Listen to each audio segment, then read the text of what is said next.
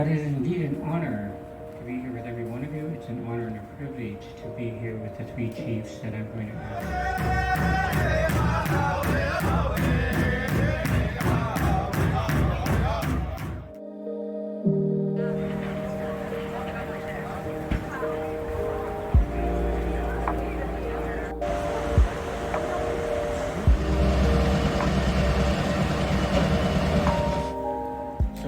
I've been working with some really good people who I really feel have their hearts in the right place.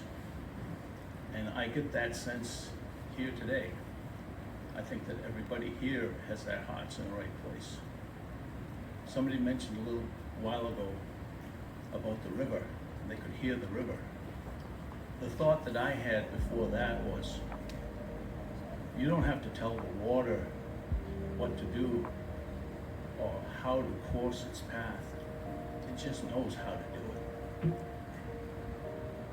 Peskotomuhkati people do the same thing. You just have to listen.